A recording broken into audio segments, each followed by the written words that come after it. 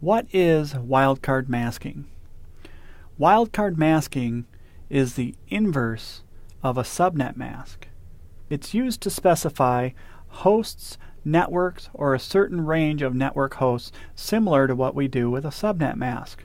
In this case, block sizes are used to mask these hosts, such as 32, 16, 8, or 4. When you're configuring a mask, you pick the next block size that is greater than the number of hosts you would like to address. When we are using a wildcard mask and you see a 0 in the mask, it means that that octet must match the address exactly.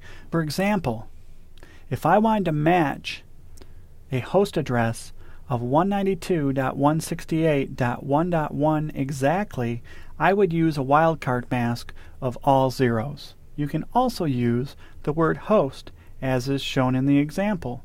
Host 192.168.1.1. When you see a 255 in the mask, it means that the octet could be any value.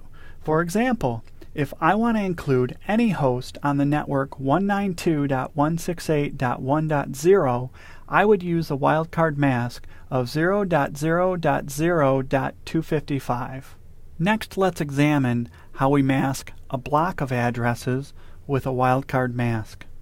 Let's use our mask to address the first 50 hosts on network 192.168.1.0. If I was going to put this in an access list, our command might look like access-list 10 deny 192.168.1.1 with a mask of 0.0.0.63.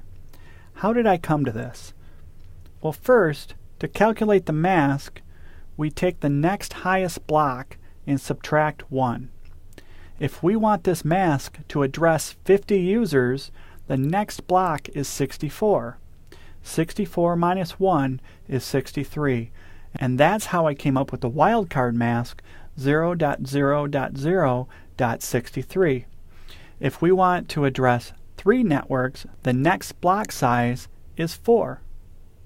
4 minus 1 is 3, so our mask in that case would look like 0.0.3 for the 3 networks, and then 255 afterwards so we can address all the hosts. Another way to figure a wildcard mask is that you can subtract the value of the subnet mask that you want to use from 255. For example, if you want to exclude a /25 subnet or 255.255.255.128, you would subtract 128 from 255, which equals 127.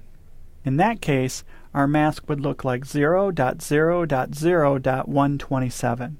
So as you can see, with these 2 techniques under your belt, you'll be making wildcard masks in no time.